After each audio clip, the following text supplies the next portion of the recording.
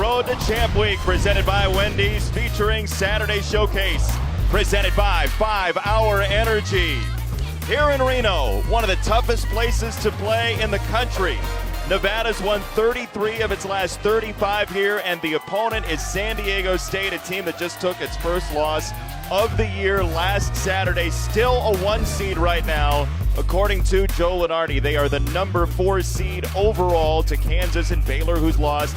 Gonzaga is on right after us against St. Mary's, and we'll see if San Diego State can keep that seed line as Maryland is bearing down, playing concurrently against Michigan State.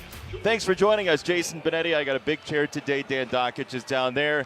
What do you make of this Aztecs team? Look, they've got 1 loss all year. A lot of people haven't seen them. What do you make of them? I think they're really good. And talking to Coach Dutcher today, the one thing that he said that was so striking is, look, we don't beat ourselves. We make the right decision. We can do a lot of things defensively. We can over-scout, actually, so that they can hedge on one guy, not hedge on another.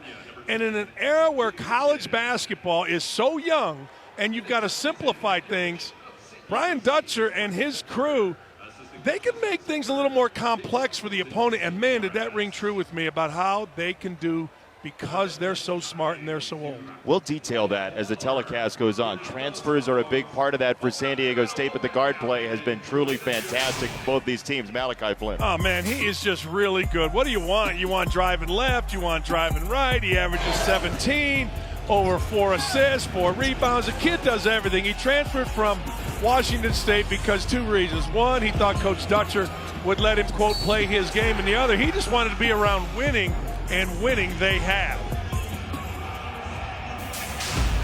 For San Diego State, Flynn, yeah, but Jalen Harris for Nevada gets them about 25 points a game in the league, up from non-conference. He is terrific.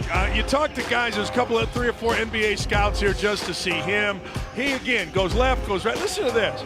Kid rebounds it at 6.5 a night, assists it at 4.5. As you said, he's averaging about 26 in the league. A true leader, a transfer from Louisiana Tech. Just a fantastic guard matchup and a fantastic team matchup.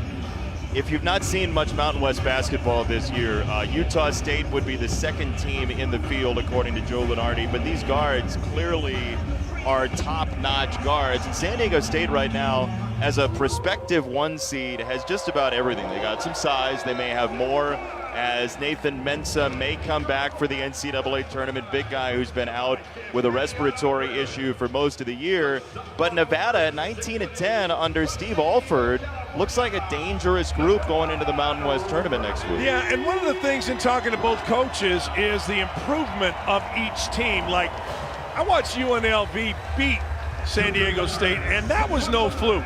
I mean, that was no fluke. UNLV has it figured out. I watched Steve's team, Alford's team, this Nevada team play in their opening week. They didn't have Jalen Harris, so they lost here to Utah to break a long streak. Now they're healthy, and they've been healthy. Tell you what, this league is coming on, and these 2 teams are, if not, they're the 2 best right now. I believe the two teams playing the best.